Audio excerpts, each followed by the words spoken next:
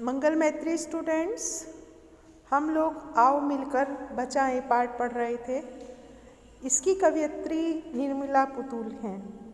इस पाठ को आगे पढ़ते हैं।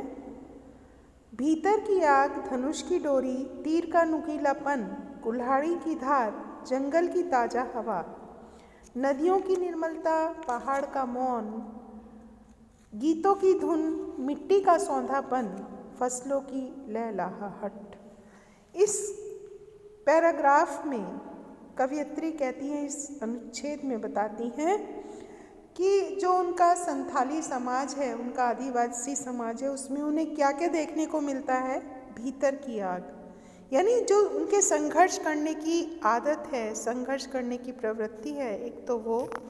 दूसरे, धनुष की डोरी, उनके पास अपने धनुष रहते हैं, धनुष की डोरी मिलती है। तीर का नुकीलापन, शिकार करने के लिए, अपने बचाव के लिए उनके पास तीर होते हैं।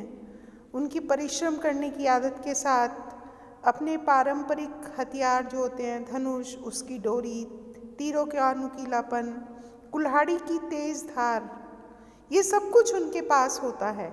वो जो उनका आदिवासी समाज है, उनका संथाली समाज है, वो सब उनके पास होता है। जंगल की ताज़ा हवा, और वो खुले में रहते हैं, जंगलों के बीच में रहते हैं, तो जंगलों की ताज़ा हवा भी उन्हें मिलती है। नदियों की निर्मलता उन्हें मिलती है, नदियाँ उनके यहाँ दूषित नहीं होती। दूसरे, पहाड़ों का मौन, वहाँ लोग पहुँचे नहीं हैं ज़्यादा, तो भीड़ भाड़ नहीं है, पहाड़ मानो मौन है। और पहाड़ों को शोर से बचाए रखने का वो आह्वान करती हैं और कहती हैं कि वहाँ शांति बनी रहनी चाहिए। हमें अपने गीतों की धुन को बचाना है। मिट्टी का सौंधापन, क्योंकि वह हमारी संस्कृति की पहचान है। हमें अपने गीतों की धुन को बचाना है, क्योंकि वह हमारी संस्कृति की पहचान है। मिट्टी का सौंधापन, हमें पहाड़ों पर शोर को रोककर शांति बनाए रखनी चाहिए। हमें अपने गीतों की धुन को बचाना है, क्योंकि हमारी संस्कृति की पहचान है। हमें मिट्टी की सुगंध और लहलहाती फसलों को बचाना है, ये भी हमारी संस्कृति के परिचायक हैं।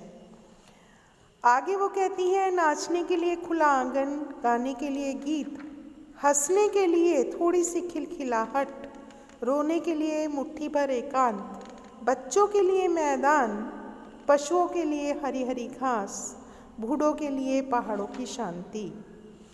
इस अनुच्छेद में कवयित्री कहती हैं कि हमें अपने परिवेश को नगरीय अपसंस्कृति से बचाना है, और इसके लिए जो आबादी है, विकास के कारण घर छोटे होते चले जा रहे हैं। नाचने के लिए खुला आंगन चाहिए, तो आबादी पर नियंत्रण करना होगा। गाने के लिए गीत चाहिए, तो फिल्मी प्रभाव से मुक्त होने चाहिए हमारे गीत, उनके ऊपर फिल्मों का प्रभाव नहीं होना चाहिए। वो आदिवासी समाज के, संथाली समाज के गीत होने चाहिए। हंसने के लिए थोड़ी सी खिलखिलाहट, जो व्यर्थ का तनाव है उसको दूर करने के लिए थोड़ी हंसी बचा कर रखनी चाहिए, ताकि खिलखिलाकर हंसा जा सके। और रोने के लिए मुट्ठी भर एकांत भी हमारे पास होना चाहिए।